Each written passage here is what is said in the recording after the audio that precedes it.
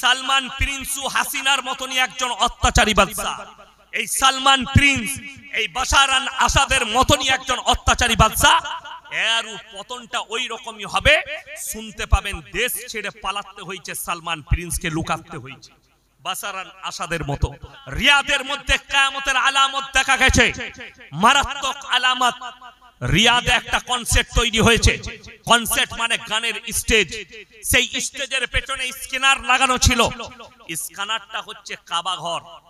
সেই কাবা ঘরে পৃথিবীর সবথেকে ন্যাংটো ড্যান্সার, তার নাম হচ্ছে জেনিফার লোপেজ, একটা স্টেজ শো করেছে।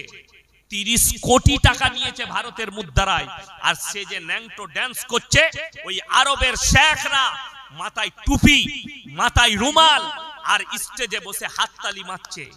এটা হচ্ছে কিয়ামতের মারাত্মক আলামত। সালমান প্রিন্স এক হারামের আওলাদ। একে যারা মুসলিম ভাববে, বর্তমানে আমার কাছে সে মুসলমান হতে পারে না, নীরবে বসে গানের অনসেট, দেহ ব্যবসা, ভদ্র দেহ ব্যবসা খানা খুলেছে ওই মক্কায়, ওই আরব দুনিয়ায়। সেখানে ভদ্র বলছে ফিল্মের হল খুলেছে, যেখানে ফিল্ম দেখা যাবে, যেটা রাসূলের জামানায় ছিল না। কিয়ামতের আলামত গুলো ওই ন্যাংটো মেয়েটার ড্যান্সটা কাবা ঘরের স্ক্যানারে উঠেছে।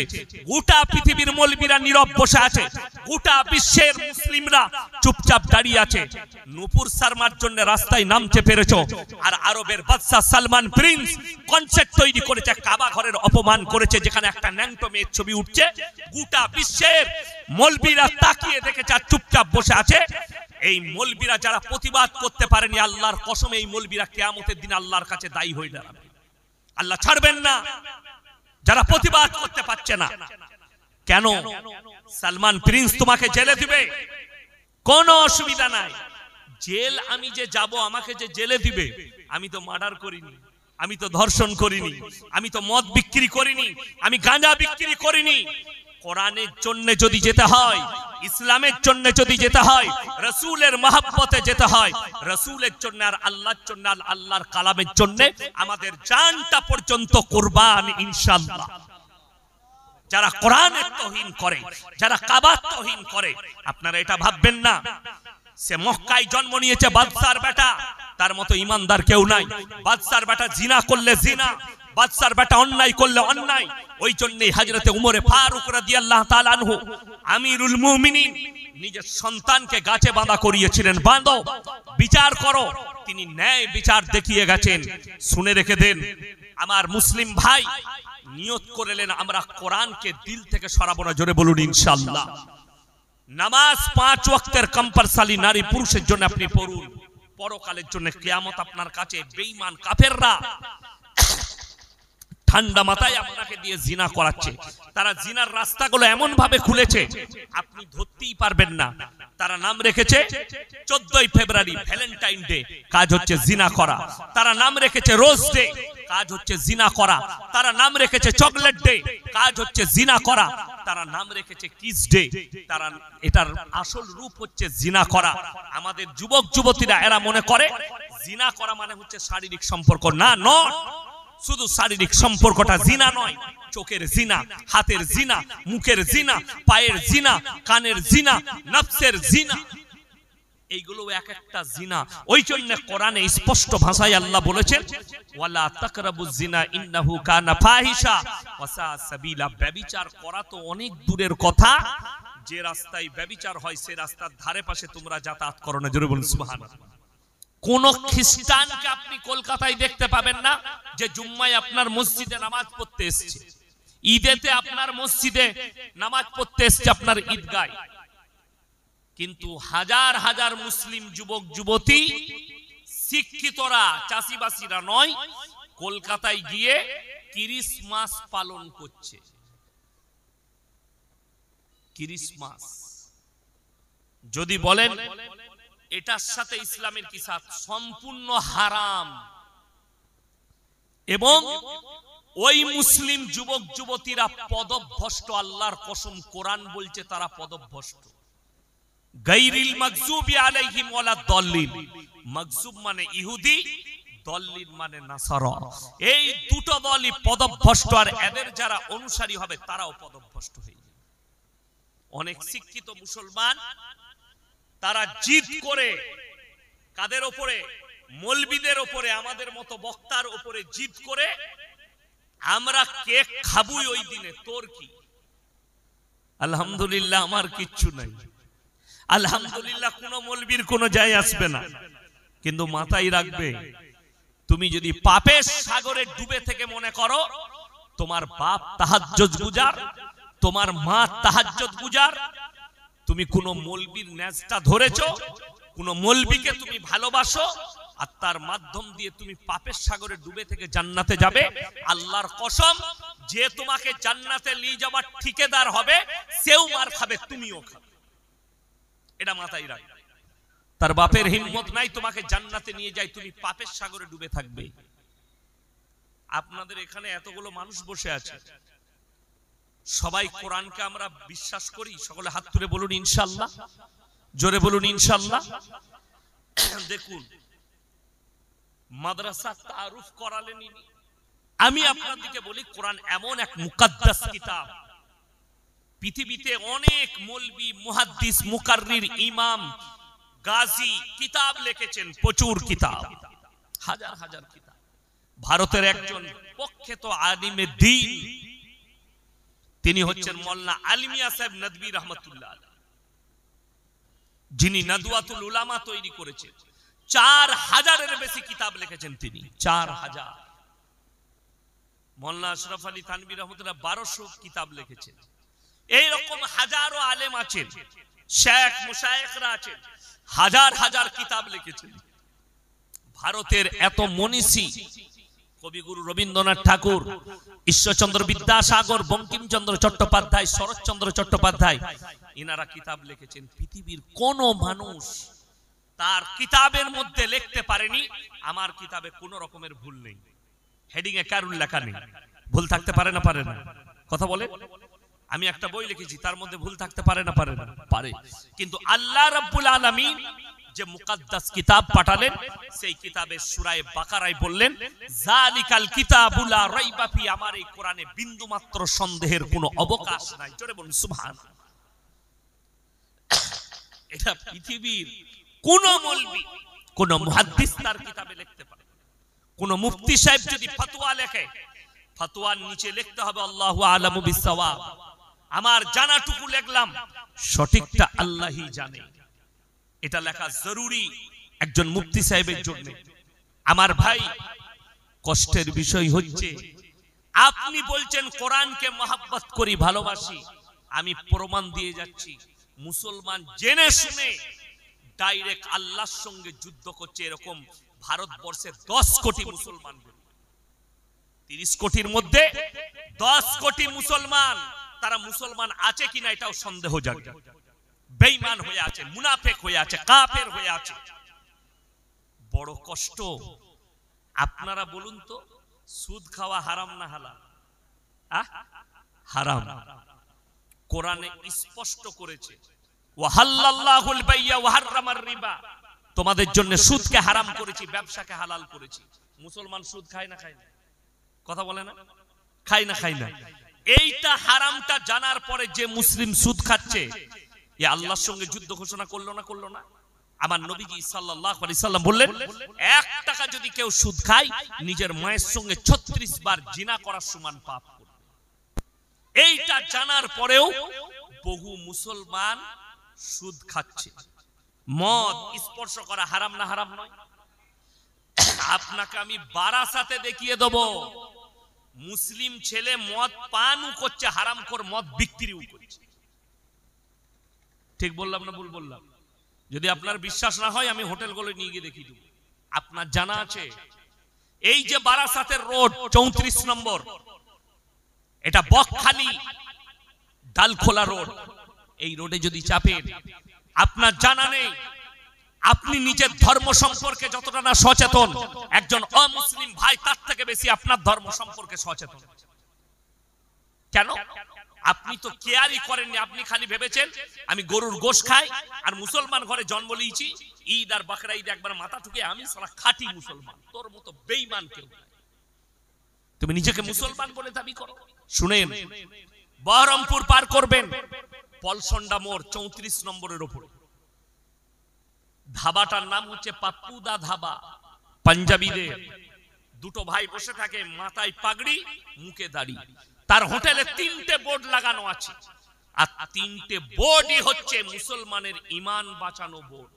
জোরে বলুন না সুবহানাল্লাহ।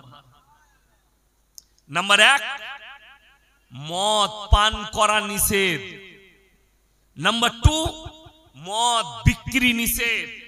নাম্বার 3, নো স্মোকিং, ধূমপান করা নিষেধ। এই 3টে বোর্ড লাগিয়ে রেখেছে হোটেলে। কেন? সে জানে আমি যেখানটাই ব্যবসা করছি এটা মুসলিম প্রধান এরিয়া, এখানে আমার খদ্দের বেশিরভাগ মুসলিম, আর মুসলমানদের কাছে মদ স্পর্শ করা হারাম। আমি মাঝে মাঝে যখন জলসা করে যাই উত্তরবঙ্গে, ওই হোটেলটাই দাঁড়ায় ধাবাতে, বিশ্বাস করুন এতটা রেসপেক্ট করে আমাদিকে যে এরা পবিত্র লোক, এরা হারাম জিনিস খায় না। আমাদিকে পানি দিলে কাঁচের গিলাসে দেয় না, প্লাস্টিকের নাহলে কাগজের গিলাসে দেয়। জানে এই মৌলবীরা পবিত্র, এরা হারাম জিনিস স্পর্শ করে না। কত হারামখোর আসছে, মদ পান করনেওয়ালা, গাঁজা খানেওয়ালা, কাঁচের গিলাসে খাচ্ছে, ওই গিলাসে ডুবো না। অথচ তার থেকে 10 থেকে 15 কিলোমিটারের মাথায় মুসলিম হোটেল দেখিয়ে দেবো, হারামখোর মদও খাই, মদও বিক্রি করছে, জেনে শুনে পাপ করছে। কোরআনে আছে, যে মুসলিম জানলো মদ স্পর্শ করা হারাম, গাঁজা পান করা হারাম, এরপরে যে লোকটা মদ স্পর্শ করছে, যে মুসলিমটা, এ আল্লাহর সঙ্গে যুদ্ধ ঘোষণা করলো, এ রাসূলের সঙ্গে যুদ্ধ ঘোষণা করে দিল। অথচ সে নিজে জানে আমি একজন খাঁটি মুসলিম। ওই জন্যে আমার ভাই সবাই নিয়ত করুন দ্বীনি শিক্ষা অর্জন করব। জোরে বলুন ইনশাআল্লাহ। মুসলিমরা হারাম হালালের ডিফারেন্সটাই করতে পারেনি এখনো পর্যন্ত। আপনি যতদিন না পারবেন ততদিন, তা না হলে আপনাকে আমি বারাসাত বাজারে দেখিয়ে দেবো, চলুন আমার সাথে। লটারির টিকিট মুসলিম বিক্রিও করছে, মুসলিম লটারিও কাটছে। লটারি টিকিট কাটা হারাম না হালাল? হারাম। ব্যবসা করা তাহলে কি হবে? হারাম। মুসলিম ছেলেরা ব্যবসা করছে না করেনি? বারাসাতে পাবে। মুসলিম ছেলে লটারি বিক্রি করছে, অথচ সে আবার গোসল করে জুম্মার দিনে মসজিদে নামাজ পড়তে যায়। ঠিক বললাম না? সেই লোকটা এটাই জানে না যে আমি মসজিদে গিয়ে যে হাতটা তুলবো, আমার থেকে বড় নেমক হারাম পৃথিবীতে কেউ আছে যে আমি আল্লাহর কাছে কি হিসাবে হাত তুলবো? আরে মুসলমান কত নির্বোধ বুঝতে পারবেন। এই 6 মাস আগে বাংলাদেশের একটা ভিডিও এসেছিল, একজন চাচা, দাড়িগুলো পেকে গেছে, 60 বছর বয়স হবে, 60-65, মসজিদের ভেতরে ঢুকে বলছে, আল্লাহ গো আমি 1 ঘর লটারি কেটেছি, তুমি 1 কোটি ফেলিয়ে দাও, পড়ে গেলে আর জীবনে তোমার ঘর থেকে বেরোবো না। এই দোয়া কখনো আল্লাহর ঘরে করা যায়? এই হারাম কাজের জন্য কেন করছে? তার কাছে দ্বীনি শিক্ষা নাই। সে এটাই জানে না যে লটারি কাটাটাও হারাম, লটারির ব্যবসাটাও হারাম, ওই টাকাটাও হারাম। আর আল্লাহ তাআলা শর্ত রেখেছেন, তুমি যদি আল্লাহর কাছে দোয়া চাও, আল্লাহর কাছে কাঁদো, আর তোমার দোয়াকে কবুল করাতে চাও, তো প্রথম শর্ত হচ্ছে হালাল খাবার। তোমার রুজিটা যেন হালাল হয়, যে প্লেটে খাবারটা খাচ্ছেন এটা যেন হালাল রিজক হয়। আজকে কই মুসলমানের কাছে জ্ঞান কই? আরে শুনেলেন, আপনি বারাসাতের টাউনে বাস করছেন, কলকাতার লোকরা কোন জিনিসে ভুলে আছে? রং লীলাতে ভুলে আছেন। আপনারা খালি রং দেখতে পাচ্ছেন, রং বেরঙের জিনিস, রং বেরঙের লীলা, এই লীলা খেলায় ভুলে আছেন। আপনার জানা নাই কিয়ামতের আলামত গুলো একটা করে প্রকাশ পাচ্ছে, কিয়ামত কাছে। আমরা মনে করি বয়স আমার বেড়ে যাচ্ছে, দ্যাট বোকা, বয়স কমে যাচ্ছে, বয়স বাড়ে না। বয়স কি হয়? কমে। হায়াত বাড়ে না, কমে। তাহলে হায়াত যখন কমে যায় তখন বয়স কি করে বাড়বে? আপনি জন্মেছেন, আপনার বয়সটা আপনার দুনিয়াবি হিসাবে আপনি বাড়াচ্ছেন, আল্লাহর খাতায় আপনার হায়াত একটা দিন পেরুচ্ছে, একদিন করে হায়াত কমে যাচ্ছে। একটা ঘন্টা পার হলে 1 ঘন্টা হায়াত আপনার দুনিয়াতে কমে গেল। আপনার হিসেব আছে? আপনি হিসেব রাখেন না। কেন? আপনি দুনিয়ার রং লীলায় মজে আছেন।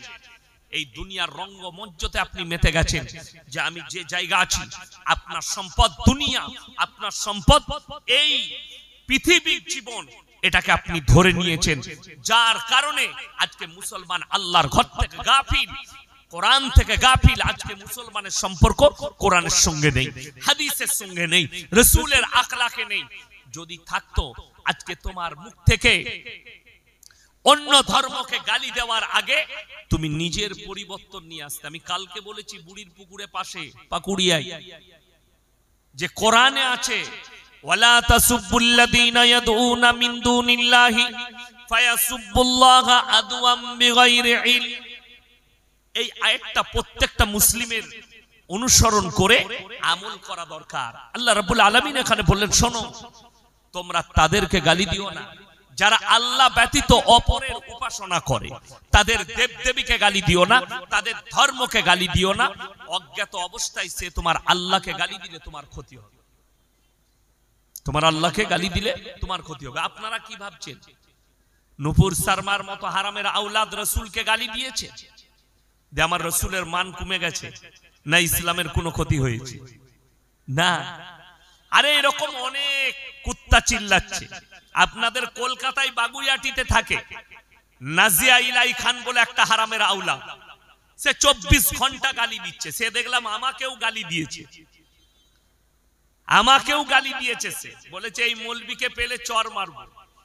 তোর বাপের হিম্মত নাই, আমার গলায় কুত্তার পাট্টা লাগানো নাই, আমি কারো পালা কুত্তা নয়, আমি হচ্ছে আল্লাহর গোলাম।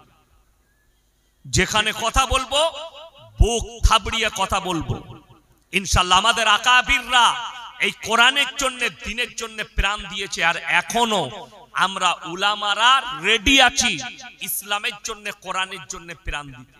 এই মেয়েটা কোনো মুসলিম হিন্দু ঘরের নয়, নিজেকে মুসলিম বলে পরিচয় দিচ্ছে, কিন্তু একে যারা মুসলমান ভাববে তাদের ঈমান চলে যাওয়ার খতরা আছে। আমি চ্যালেঞ্জ দিয়েছি কলকাতার যতগুলো মিডিয়া আছে, নিউজ 18 বাংলা, এবিপি আনন্দ, আজ তাক, যদি এদের বাপের হিম্মত হয় আমার সঙ্গে 10 মিনিট বসাবে, আমি 10 মিনিটের ভেতরে প্রুফ করিয়ে দেব ও মুসলমানই নয়। 10 মিনিট খালি লাগবে সময়, 10 মিনিট। এতগুলো কোরআনের আয়াত দেখাবো আর এতগুলো হাদিসের দলিল দেবো, ওকে ঢেকে দেবো আমি যে তুমি মুসলমান হতেই পারো না। বড় কষ্ট লাগে, প্রতিনিয়ত নবীজিকে গালি দিচ্ছে, আর আপনি মনে করছেন এদের গালি দেওয়াতে ইসলাম শেষ হয়ে যাবে। নূপুর শর্মার অভিযোগ কি ছিল রাসূলের উপরে? আল্লাহর হাবিব সাল্লাল্লাহু আলাইহি সাল্লাম 9 বছর বয়সে, 6 বছর বয়সে মা আয়েশা সিদ্দিকা রাদিয়াল্লাহু তাআলা আনহাকে বিবাহ করেছেন। নবীজির জন্য অভিযোগ তিনি নাকি বালাৎকার করেছেন। জোরে বলুন নাউজুবিল্লাহ। এই রকম যতগুলো হারামের আওলাদ আছে, এদের কাছে বিক্রি হওয়া মৌলবীরা বসলে হবে না। আমাদের মতো বাপের বেটা মৌলবীকে একবার বস করিয়ে দেখাও, এদিকে নাঙ্গা করে ছেড়ে দেবো ইনশাআল্লাহ রাস্তার উপরে। কেন? আমি আজকে এই বারাসাতে আমি প্রুফ দিয়ে যাচ্ছি, কোন বাপের বেটা মাস্টার, ডাক্তার, উকিল, ব্যারিস্টার যদি প্রুফটা কাটতে পারেন, আমি আর জীবনে 24 পরগনায় জলসা করব না। ঈশ্বরচন্দ্র বিদ্যাসাগর নবীজি আজ থেকে 1450 বছর আগে মা আয়েশাকে বিয়ে করেছিলেন 6 বছরে, আর 9 বছরে সংসার শুরু করেছিলেন। আর ঈশ্বরচন্দ্র বিদ্যাসাগর কত বছর হবে? 100 হবে, 150 হবে। যদি ঈশ্বরচন্দ্র বিদ্যাসাগর, এটা সেদিনকার কথা, তিনি যখন বিবাহ করেছেন তিনার স্ত্রীর বয়স ছিল 7 বছর, 7 ইয়ার্স। বঙ্কিমচন্দ্র চট্টোপাধ্যায় যেদিনে বিবাহ করেছেন ওনার স্ত্রীর বয়স ছিল মাত্র 5 ইয়ার্স, 5 বছর। কবিগুরু রবীন্দ্রনাথ ঠাকুর যেদিনে বিবাহ করেছেন ওনার স্ত্রীর বয়স ছিল মাত্র 11 বছর। এর পরেও নবীজিকে তোমরা গালি দাও। এদের ছবিগুলো মাস্টাররা জানে, ডাক্তাররা জানে, প্রফেসররা জানে। প্রত্যেকটা কলেজ, ইউনিভার্সিটি, স্কুলের হেডমাস্টারের মাথার উপরে এদের ছবি টাঙানো থাকে, ঠিক কিনা কথা বলে? নবীজি যদি 6 বছর বয়সে মা আয়েশাকে বিয়ে করে বালাৎকার হয়, তুমি এদিকে কি বলবে? জানতে চাই বঙ্কিমচন্দ্রকে কি বলবে, ঈশ্বরচন্দ্র বিদ্যাসাগরকে কি বলবে? আমাদের অভিযোগ নাই, অভিযোগ তোমাদের। যদি রাসূল বলাৎকার হয় তাহলে ইনারাও সবাই বলাৎকার হবে। যে যুগে মুসলমানরা, অনেক মুসলমান আমাদের দেশে হিন্দু মুসলিম খ্রিস্টান জৈন যারাই বসবাস করে, এমন একটা যুগ গেছে এক একটা পরিবারে 10টা 12টা করে সন্তান হতো, ঠিক কিনা? আজকে কারো হয়? দুটোটাই খুব টাফ হয়ে গেছে। কেন? এখন তো পেট ফেড়ে বাচ্চা, ডাক্তারে বলেছে। বড় কষ্ট লাগে, জানি না ডাক্তাররা কোথায় পড়াশোনা করে। আমরা তো মাদ্রাসায় পড়াশোনা করি, আমাদের নাম রেখেছে মাদ্রাসা ছাপ। অবাক হয়ে যাই, বলছে আধুনিক যুগ, মডেলিং এর যুগ, এখন আর সেই যুগ নাই। ওই জন্য সিজার করে বাচ্চা তুলছি, বাচ্চাটা সুস্থ থাকবে, ঠিক থাকবে। আমরা মডেলিং এর যুগে এলাম, আর ছাগল গরুগুলো কোন যুগে আছে? কথা বলে না? ওরাও তো মডেলিং আছে। তো শুনেছেন কোন গায়ের বাচ্চা সিজার করে হয়েছে? কোন ছাগলের বাচ্চা 3টে বাচ্চা হচ্ছে সিজার করে? কুকুরের 6টা বাচ্চা হচ্ছে সিজার করে? ওই ডাক্তারকে জিজ্ঞেস করুন যে আপনি কোথায় পড়াশোনা করেছেন। বেঈমান কাফেরের বড় একটা চাল এটা, ইহুদি নাসারাদের চাল। এদের বিবিদের ইজ্জতের হানি করো। লকডাউনের সময় আমরা বলি নাই, মিডিয়া বলছে গোটা ভারতবর্ষে 95% নরমালে বাড়িতে বাচ্চা পয়দা হয়েছে। 95% আমরা বলি নাই। লকডাউনের সময় যতগুলো বাচ্চা পয়দা হয়েছে আমরা বলি নাই, কিন্তু লকডাউন ছাড়া 98% পেট ফেড়ে বাচ্চা। আমরা তো স্কুলে যাইনি, এরা স্কুলে গেছে। এরা ডাক্তার, আমি ডাক্তার নয়, কিন্তু বাস্তব চিত্র তুলে ধরছি আপনার সামনে। নবীজি সাল্লাল্লাহু আলাইহি সাল্লামের জামানায়, এক জামানায় আজকে এরা রাস্তায় দাঁড়িয়ে দিল্লির বুকে বলছে মুসলমান 10-10 বাচ্চা লেতে हैं। অথচ বড় কষ্ট লাগে, দেশের প্রধানমন্ত্রী যিনি, তিনারা 6টা ভাই। উত্তর প্রদেশের মুখ্যমন্ত্রী, তিনারা 7টা ভাই। আমাদের দেশের তেগড়িয়া, তিনারা 10টা ভাই। কবিগুরু রবীন্দ্রনাথ ঠাকুর, তিনারা 14টা ভাই বোন। এদিকে কি বলে ডাকবে জিজ্ঞেস করো? বলছে মুসলমান তো बच्चा पैदा करने वाला मशीन है। तो रविंद्रनाथ ठाकुर के माँ और बाप को कौन सा मशीन बताओगे? ये तुमसे हम पूछ रहे हैं। भौंकने वाले कुत्ते, मुसलमान का 4 बच्चा हो गया तो ये मशीन बन गया, और मोदी जी 5 भाई है, 6 भाई है, तो वो मशीन नहीं है। मेरे दोस्त, वो जमाना गया। आज का जो कल है, आज का जो जमाना है, इस जमाने में तो किसी धर्म में किसी औरत को 2 से ज्यादा बच्चा नहीं है। अभी जो लोग पढ़ा लिखा वाला है वो तो कह रहे भाई हम स्टैंडर्ड है और हम 1 से ज्यादा बच्चा नहीं लेंगे। 1 बच्चा लेंगे, उनको आईपीएस बनाएंगे, डॉक्टर बनाएंगे, और वो जब मर जाएगा तो तुम समाज के अंदर क्या कहलाओगे ये तुम खुद समझ लो। আমাদের বাঙালিরা কি বলে? 8 কুড়ো বলে না? বলে না? নির্বংশ। একটাই ছেলে লিয়েছে, খোদা না খাস্তা মারা গেল, আর ছেলে হবে না ডাক্তারে বলে দিলে, তো এখন ছুটে বেড়া কোন দিকে ছুটবি? মুতে পান করতে হবে, মুতে পানি দিবার লোক থাকবে না। যাদের 5টা বেটা, একটা বেটা ভাত না দিলে 4টা বেটা দিবে, 4টা না দিলে 1টা দিবে। ঠিক বললাম না ভুল বললাম? আজকে একটা বেটা মুখে পিশাব করে দিলে তুমি গেলে। আমি বর্তমান টাউনে, আমার জীবনে আমি যেদিনে ফারেক হয়েছি, আমার আব্বাজি বললে খাগড়াগড় মাদ্রাসায় চাকরি কর। তো টাউনে মাঝে মাঝে আমি যখন যেতাম, একজন মাস্টার মহাশয় আমার কাছে আসতেন। অনেক টাকা সম্পত্তি, 2টো ছেলে ইঞ্জিনিয়ার, বিদেশে থাকে, আমেরিকায় না লন্ডনে থাকে।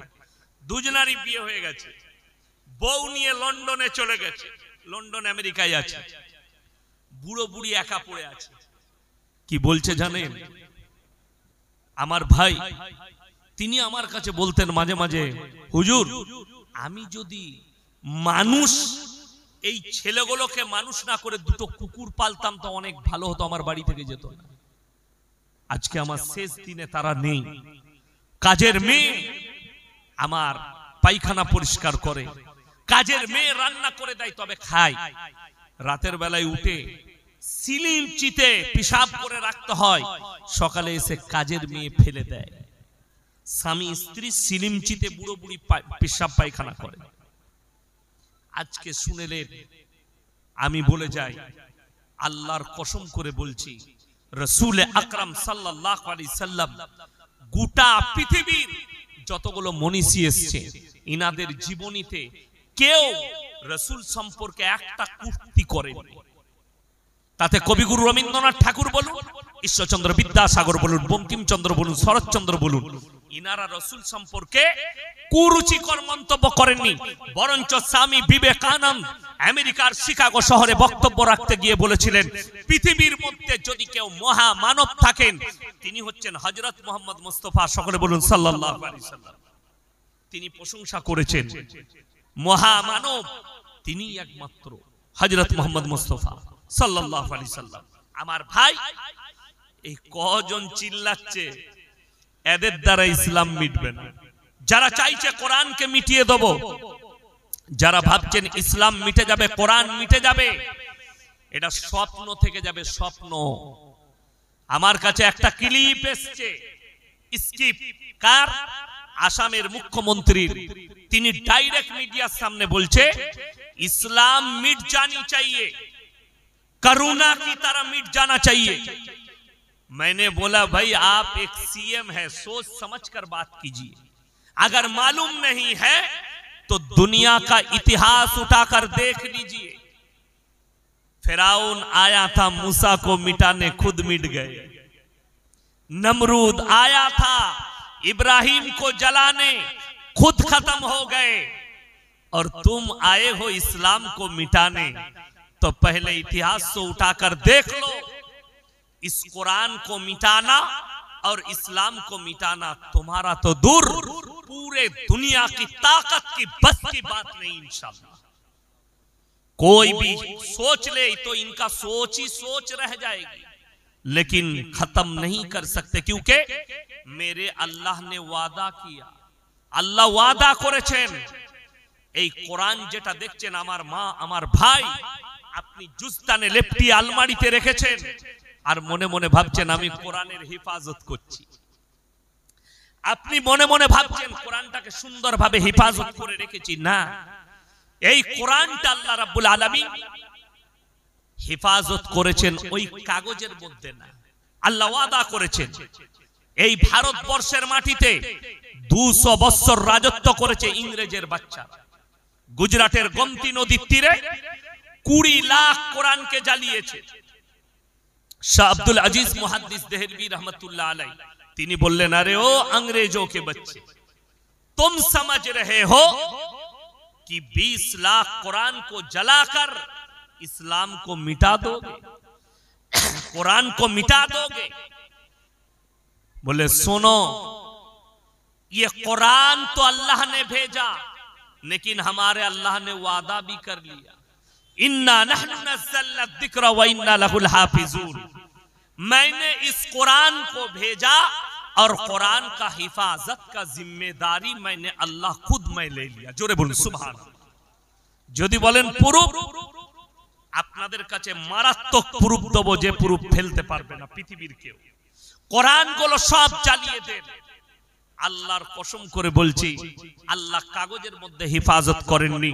আপনাদের সামনে মাথায় পাগড়ি পরে বসে আছে হাফিজে কোরআন, একটা 10 বছরের বাচ্চার সিনেতে আল্লাহ 30 পারা কোরআনকে গেঁথে দিয়েছে। পৃথিবীর সব কোরআনকে জ্বালিয়ে দাও, একটা হাফিজে কোরআন জিন্দা থাকলে আবার 100 কোটি কোরআন ছেপে আসবে। জোরে বলুন সুবহানাল্লাহ। পৃথিবীর কারোর ক্ষমতা নেই কোরআনকে মিটিয়ে দি। কোরআনে অপর জায়গায় আল্লাহ ওয়াদা করলেন, ফালান তাজিদ লি সুন্নাতিল্লাহি তাবদীলা। আমার কোরআনের গোটা পৃথিবীর শক্তি যদি একদিকে দাঁড়িয়ে যায়, আমার কোরআনের একটা জের জবরকে মিটাবার ক্ষমতা পৃথিবীর কোনো শক্তির নেই। জোরে বলুন সুবহানাল্লাহ। এখন ব্যর্থতাটা কোথায়? ব্যর্থ বলে দিই, আমি আগেই বললাম, इस घर को आग लगी घर की चिराग से। मुसलमान তোমরা নিজেদের ঘরে নিজের আগুন ধরিয়েছো। আজ গাজা ফিলিস্তিনে নিরীহ মুসলমান মারা যাচ্ছে। পৃথিবীতে শুধুমাত্র 90 লাখ ইহুদি, 60 লাখ ইহুদি ইসরায়েলে আছে। ইসরায়েল বলে পৃথিবীতে কোনো দেশ নাই। ওই জায়গাটা হচ্ছে ফিলিস্তিনের জায়গা। দয়া করে থাকতে দিয়েছিল। আজকে হিটলারের একটা কথা মনে পড়ে গেল। হিটলার 60 লাখ ইহুদিকে গ্যাস চেম্বারে ভরে মেরেছিল, হত্যা করেছিল। পৃথিবীর সবাই শাসকরা বলেছিল হিটলার একটা অত্যাচারী বাদশা। কিন্তু তিনি বলে গিয়েছিলেন যে শোনো, পৃথিবীর মানুষ একদিন আমাকে স্মরণ করবে। এই কিছু ইহুদি ছেড়ে গেলাম, আমি কেন ইহুদিদিকে মেরেছিলাম এটা তোমরা বুঝতে পারবে। আজকে পৃথিবীর মুসলিম শাসকরা বুঝতে পারছে হিটলার যে কাজ করেছিল কোন রকমের ভুল কাজ করেনি, একটা প্রশংসনীয় কাজ করেছিল। আর কোরআনে আছে ইহুদি হচ্ছে মুসলমানের 1 নম্বর শত্রু। ইহুদিরা কখনো ইসলাম কবুল করবে না, এটা মাথায় রাখবেন। কোরআনে আছে গায়রিল মাগযুবি আলাইহিম ওয়ালাদ দাল্লিন। মাগযুব মানে ইহুদি আর দাল্লিন মানে নাসারা। এই দুটো দলই পদভ্রষ্ট দল এবং এদের অনুসারীরাও পদভ্রষ্ট হয়ে যাবে। ওরা ঠান্ডা মাথায় আপনাকে আমাকে দিয়ে জিনা করাচ্ছে আর পৃথিবীর মাথার উপরে চেপে বসে গেছে। আপনি অবাক হবেন, 35 লাখ যেদিন থেকে যুদ্ধ হচ্ছে ফিলিস্তিনের সাথে, গাজার সাথে ইসরায়েলের, 35 লাখ শিশু মারা গেছে। 35 হাজার শিশু মারা গেছে। বড় দুঃখের সঙ্গে বলছি, আর 35 থেকে 40 হাজার নিরীহ মানুষ মারা গেছে, নারী পুরুষ। আজকে গোটা পৃথিবী দাঁড়িয়ে নীরব ভাবে দেখছে। যদি কেউ আপনার মাদ্রাসা ভাঙতে চায়, আমাদের ওয়াকফ সম্পত্তি ছিনাতে চায়, আমাদের মসজিদ ভাঙতে চায়, সর্বপ্রথম আপনাদের নয় আমাদের বুকের ওপর দিয়ে পার করে তারপরে তোমাদের কাছে যাবে। আমরা আছি সামনে, খালি দোয়া রাখবেন। যারা স্বপ্ন দেখছে এই আলেমদিকে জেলের কুঠরিতে ভরব। একজন দেখলাম আমার কমেন্টে লিখেছে এই মৌলবীকে জেলের কুঠরিতে ভরা দরকার। তোমাদের বাপের হিম্মত থাকলে আমাকে জেলে ভরে দেখাও। এরপর মাদ্রাসার একটা গুরুত্ব বলি। এই মাদ্রাসা কেমন ইনি একটু আগে বললেন। এই মাদ্রাসাগুলো হচ্ছে ট্রান্সফরমার, কারেন্ট, বিদ্যুৎ বিলি করে। কেমন? যারা আমাদের নাম রেখেছে মাদ্রাসা ছাপ, আপনারা কিছুই জানেন না। কুত্তা মিডিয়াগুলো চুপচাপ বসে আছে, অথচ মুর্শিদাবাদে বেলডাঙ্গায় আল্লাহর নামে যে ছেলেটা গালি রেখেছে তার নাম হচ্ছে সয়ন হালদার। সে কোনো মাদ্রাসার পড়ুয়া নয়, সে কল্যাণী বিশ্ববিদ্যালয়ের পড়াশোনা করা ছাত্র, এখনো পড়াশোনা করে। এইটা কবে ডজার দিয়ে ভাঙবে সরকার আমি দেখতে চাই। কেন? এই আতঙ্কবাদীটা তো কল্যাণী বিশ্ববিদ্যালয়ে তৈরি হয়েছে। কথাটা বুঝতে পারেন? এরা বলছে মাদ্রাসায় আতঙ্কবাদী তৈরি হয়। মুর্শিদাবাদের একটা নেতা, তার নাম আমি উচ্চারণ করব না, সে বলেছে মাদ্রাসায় সন্ত্রাসবাদী তৈরি হয়।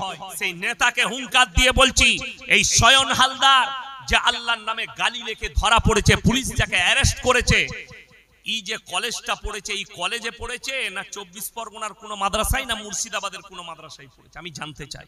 যদি বলে কল্যাণী বিশ্ববিদ্যালয়ে, তাইলে কল্যাণী বিশ্ববিদ্যালয় তৈরি করছে সন্ত্রাস। কথাটা বুঝতে পারেননি? এই সন্ত্রাসবাদীরা কোথায় তৈরি হয়েছে? কল্যাণী বিশ্ববিদ্যালয়ে।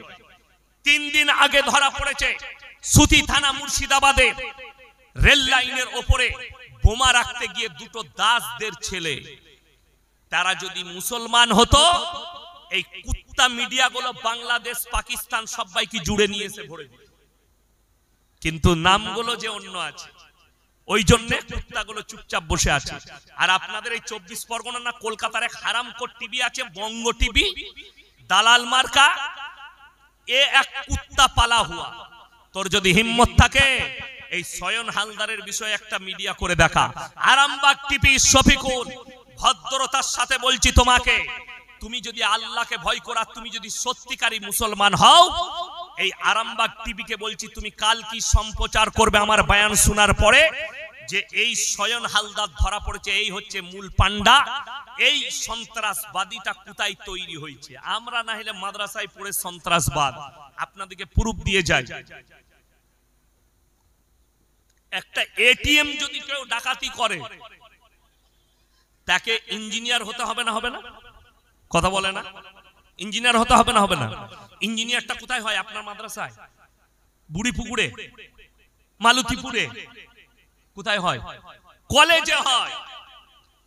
যে ব্যাংক ডাকাতি করছে, একটা এটিএম ডাকাতি, তাকে পড়াশোনা করা ইঞ্জিনিয়ার স্টুডেন্ট হতে হবে, তবে হতে পারবে। জেনে রেখে দেন, এই ছাত্রটা মাদ্রাসায় পড়ে ইঞ্জিনিয়ার হয়নি।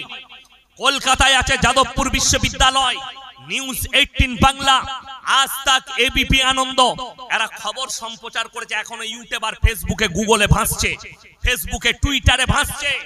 1 বছর আগে কলকাতার যাদবপুর বিশ্ববিদ্যালয়ের হোস্টেলে একটা ছাত্র আত্মহত্যা করেছিল, ঠিক কিনা কথা বলেন? সেই ছেলেটা আত্মহত্যা করার পরে ওই হোস্টেলের ছবি সম্প্রচার হয়েছে। এই ছেলেটার নাম হচ্ছে অয়ন। নিউজ 18 বাংলায় খবর পড়ে, আমি অয়ন বলছি, চশমা পড়ে।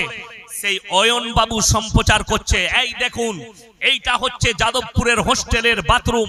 সেই বাথরুম থেকে পাওয়া গেছে স্যাক্সের ট্যাবলেটের পাতা, নিরোধ পাওয়া গেছে, মদের বোতল পাওয়া গেছে। আমি আপনাকে চ্যালেঞ্জ দিয়ে বলে যাচ্ছি, এই শিক্ষিত মানুষ দিকে একটা 24 পরগনার মাদ্রাসার কোন বাথরুম থেকে, আরে বহু দূরের কথা, একটা সিগারেটের প্যাকেট বার করে দিলে আমি ইয়াসিনার জীবনে বক্তব্য দেব। আমরা আমাদের ছাত্রদিকে মদ খাওয়া শিখাই না, জিনা করা শিখাই না। এই মাদ্রাসায় যদি শিক্ষা দেওয়া হয়, তা তাদেরকে প্রথম শিক্ষা দেওয়া হয়, জিনাতে যে রাস্তায় হয় সে রাস্তায় যেও না। মাদ্রাসায় যারা পড়ে আমরা তাদেরকে শিক্ষা দিই, ইম্মা ইয়াবলুগান্না ইনদাকাল কিবার আহাদুহুমা আও কিলাহুমা ফালা তাকুল্লাহুমা উফি ওয়ালা তানহারহুমা ওয়া কুল্লাহুমা কাওলান কারীমা। তোমাদের মা বাবা যখন বৃদ্ধকালে বৃদ্ধাক্যে পৌঁছাবে, তোমরা এমন করে খিদমত করবে যেমন শিশুতে তোমাদের লালিত পালিত করেছে। সবাই একবার একটা তথ্য দেব, সবাই একবার জোরে সুবহানাল্লাহ বলে। আপনারা গরুর গোশ খান না? গলায় জোর নেই, জোরে বলুন সুবহানাল্লাহ। আমার ভাই, তথ্যটা হচ্ছে আল্লাহর কৃপায়, এই মাদ্রাসার বরকতে, কোরআনের বরকতে, রাসূলের বরকতে, দাড়ি টুপি আলেম উলামার বরকতে, আল্লাহর কৃপায় ভারতবর্ষের মাটিতে মুসলমানদের একটাও বৃদ্ধ বৃদ্ধা আশ্রম নাই। জোরে বলুন সুবহানাল্লাহ। যতগুলো আছে অমুসলিম ভাইদের একটাও নেই। তার বরকতটার কারণ কোনটা? স্কুল কলেজ লয়। কেন?